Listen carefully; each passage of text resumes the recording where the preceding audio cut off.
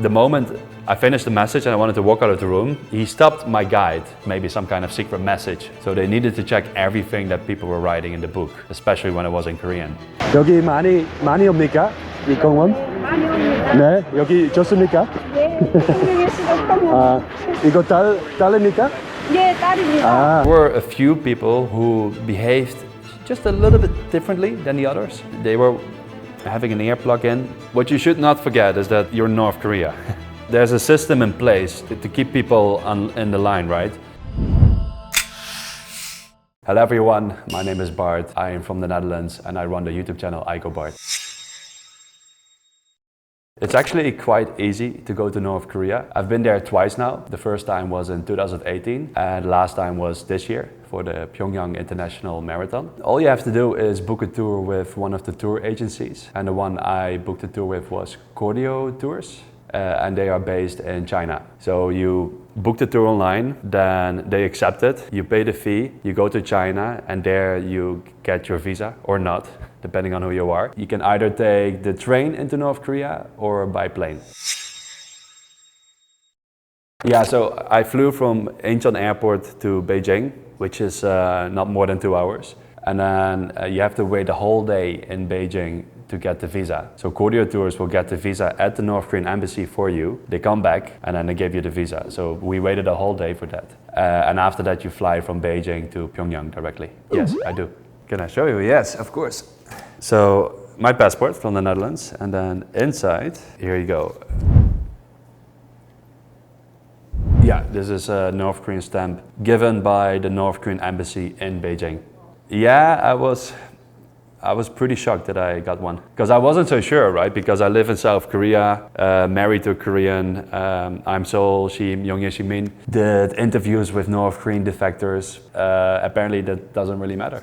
Yeah, I got the visa. But now I have the visa on my passport. It is quite difficult to travel to certain countries. For example, USA. Because as a European citizen, we'll easily get the ESTA.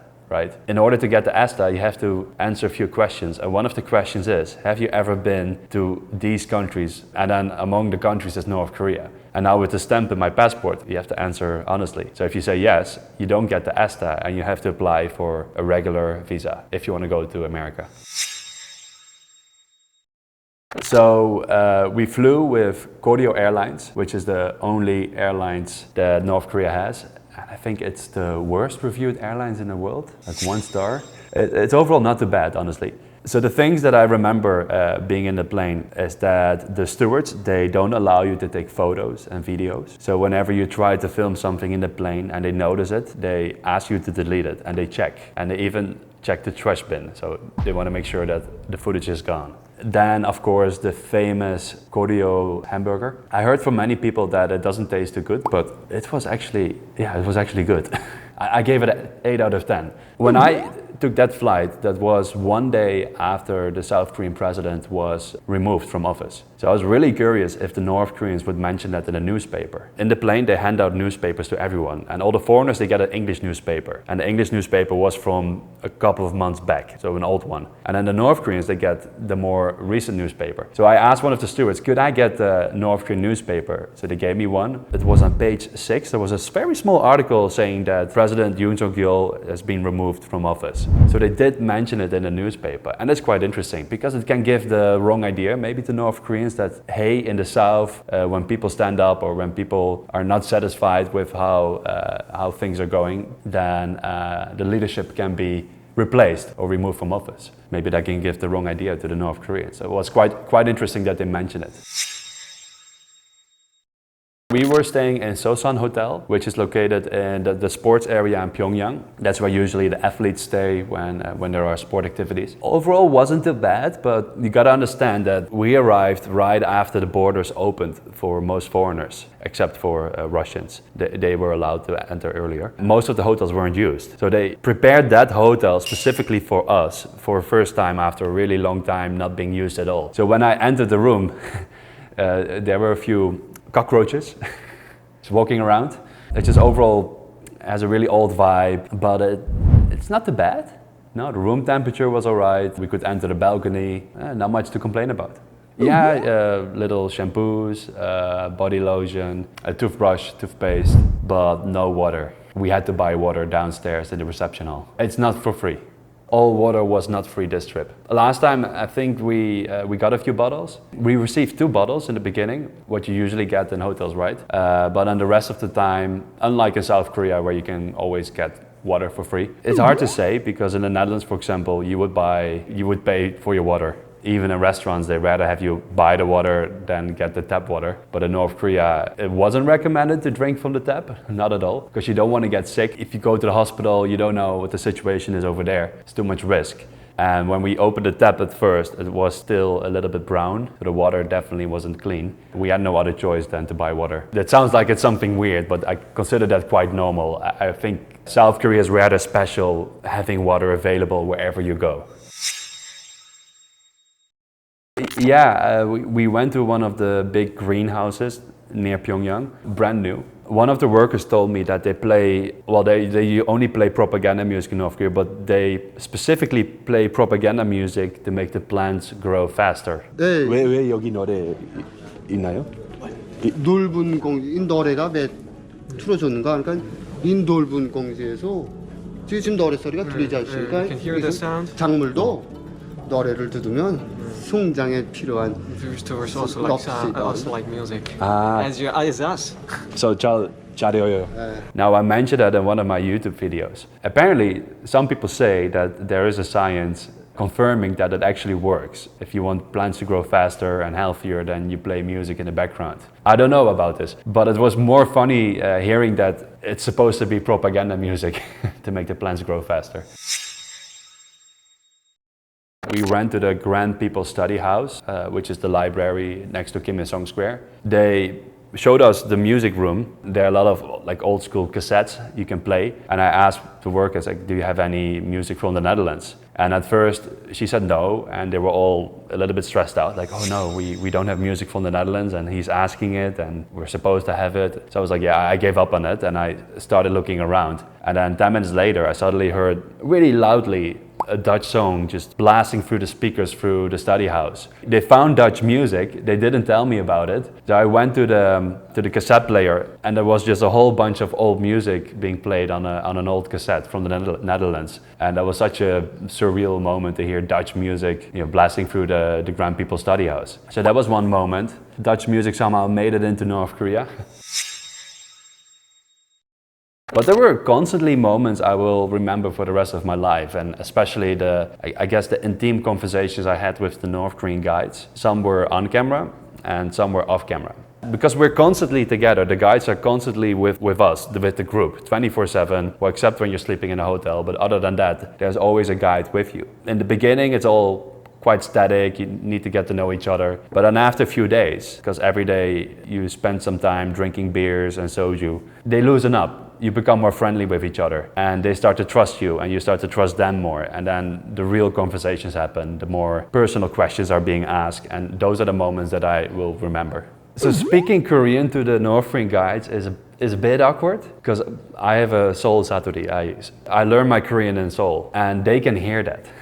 You remind them too much that you live in South Korea, they become very careful, whatever they want to say. 지금 학교 갑니까? 학교? 학교, 네.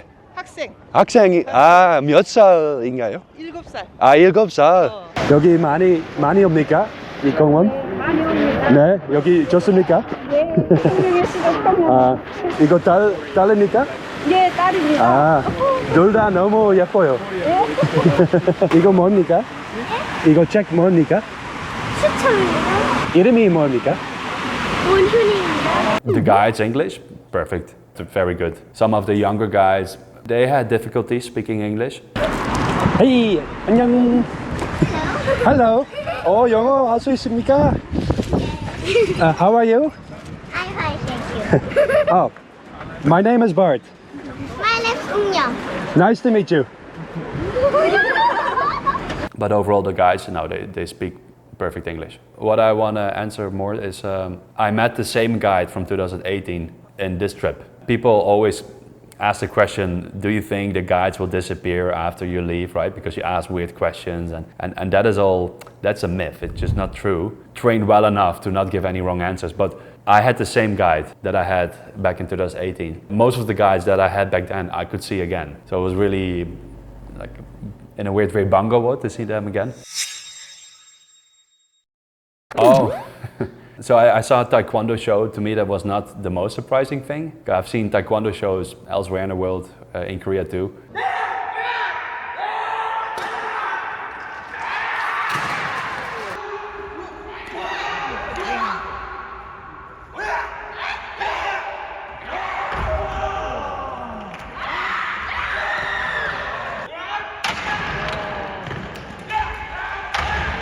I mean, yes, it is impressive, but I wouldn't say that was, I don't necessarily want to point that out. It wasn't so impressive to me personally. Maybe better than that was the marathon overall. 안녕하십니까?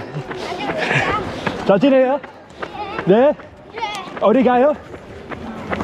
아니 계속 그래. I think that's just the way North Koreans organize themselves when they go to public events. Very straight, in perfect lines, and it's not so messy as you would see in stadiums anywhere else in the world. They did an awesome job. 안녕하십니까? Yeah, so I ran the marathon, well not the marathon, I ran the 10K as part of the marathon event. All of us, 200 amateur and professional athletes, we entered the stadium and there were 50,000 North Koreans cheering and chanting, and that was surreal. I was a bit surprised to see advertisement in the stadium. They were advertising a new phone, a new water bottle, an application, or stuff like that. So there was some form of advertisement. But then seeing all these people there in perfect formation in the stadium, 50,000 North Koreans, yeah, that was weird.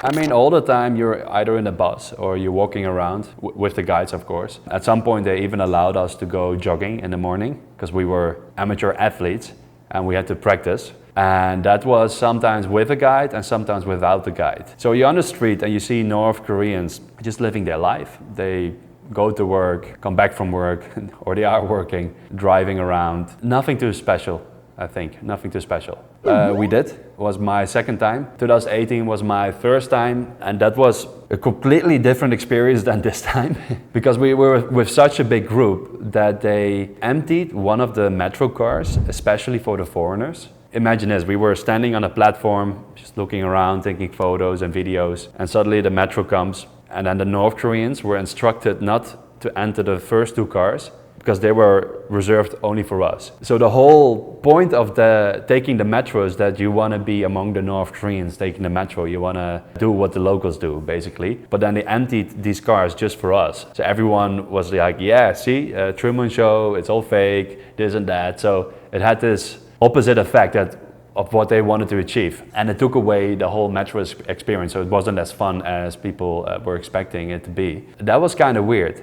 There's a map of the two lines that they have, and one of the station names used to be Tongil-yok, so a reunification station. But these days, the North Korean propaganda has changed. They erased everything reunification. Everything Tongil is just taken from the streets, not sung anymore, not on posters anymore, it's just gone.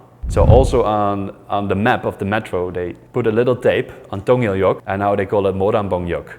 So they changed the name. And in 2018, it was all about reunification. Songs were about reunification, for example, Bangapsemnida, like Bangapsemnida. People were talking about reunification, there were monuments related to reunification. There was this whole creation of hope among North Koreans that one day the South will be liberated from America, right? That's their story. And that is gone now. Now they call Korea Hanguk. Back then it was Namchoson. Yeah, so that has changed. You can just say Hanguk now. So Gaesong, Pyongyang, Sariwon, Nampo, yeah, that's it.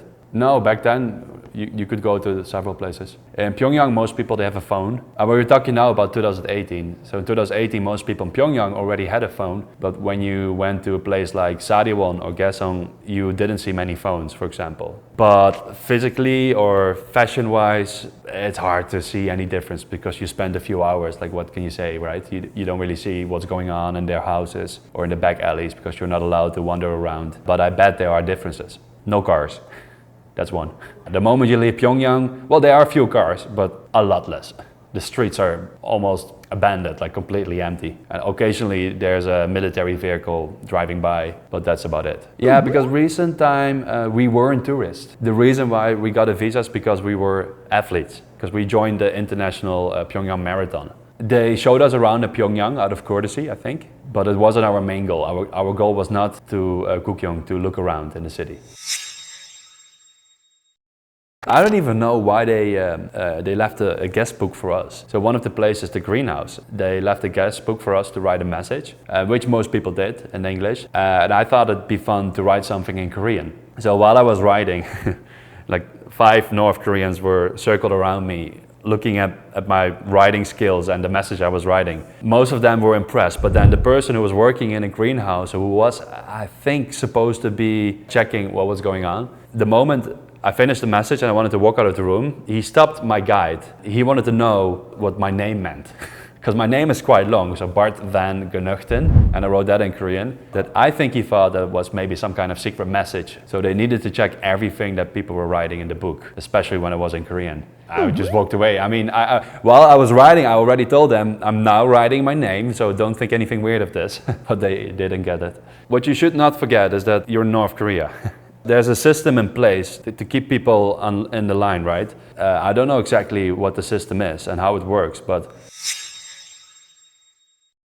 when there are masses of North Koreans, especially after the marathon event, they all walked out of the stadium at the same time. There were a few people who behaved just a little bit differently than the others. They were having an earplug in, not sure what it was either, but you could see that they were checking whether they were interacting with us, if conversations were happening, if things were given, you know, not sure who they were. Maybe some kind of secret police. No, I mean, that's the least you expect in a country like North Korea. And if you look carefully, you can notice it here and there. But it's all still assumptions, I don't know. It's all guessing. I bet they have, but they are careful. They can't just ask you questions about South Korea. At some point, one of the guides asked me, we were sitting in a German sulchip in Pyongyang, right? A beer bar, a brewery, but they made it exactly like a beer garden. And we were sitting there, both quite tipsy. He was having a smoke, and then he was suddenly like, Bart, do they have bars like this in Seoul? It's like, yeah, we have, and we do have a lot of them. And that was the end of conversation. But when they really want to talk about South Korea, they usually ask about Jeju Island. It's like South Koreans talking about Baekdusan, the way North Koreans talk about Jeju Island, Harasan. It's a natural monument, right? It's part of the Korean peninsula, basically. So maybe a safe place for them to talk about, safer. The hardest thing was not having any internet. There was Wi-Fi available in the hotel, and you have to pay a few dollars and then you get 10 minutes of Wi-Fi. And if everyone does it at the same time, Wi-Fi is extremely slow. It was just good enough to send, for example, WhatsApp message or a Kakao message. I used it only once to call my wife, and my wife is Korean. So that was weird because I was calling with my wife in front of a really big frame of Kim Jong-un in the hotel. And calling with someone in South Korea. But I guess the hardest thing is not having internet, and it was also the best thing. You're detoxing for 5 days. After one day you notice you start talking with everyone. You're socializing, you're having deep conversations, you remember the conversation, you're not distracted by your phone at all. And so that was the hardest and the best thing at the same time. We know what kind of country North Korea is. Authoritarian, it's a prison. People are not allowed to travel around freely. They're not allowed to express their opinions freely. Like there isn't much freedom at all. Don't make any illusions of after one trip going to Pyongyang, which is where the elite and upper middle class live. They have relatively better lives. On this tour, they show you the better things. So if you are one of those foreigners who goes and then after that thinks that North Korea isn't so bad after all, then you're wrong. You should read a few extra books, maybe listen to a few North Korean defectors, because that's just simply not true. The point that I like to make is that many people think that the people in Pyongyang are either actors or that's fake, right? But that's not true either. You're just looking at a part of North Korean reality, which is the better part, but it's still reality. The people that you see in the streets are still people that have families, that need to go to work, that need to eat something, that have communities, friendships, love, that like to drink and like to sing. And we shouldn't forget about that, because it's very easy to forget that North Korea has still real people after watching the news of intercontinental missiles, Kim Jong-un and all of that crap, right? So yeah, for me it's quite important not to forget that there are still people, just like you and me, who try to survive, who try to live. Filming was good.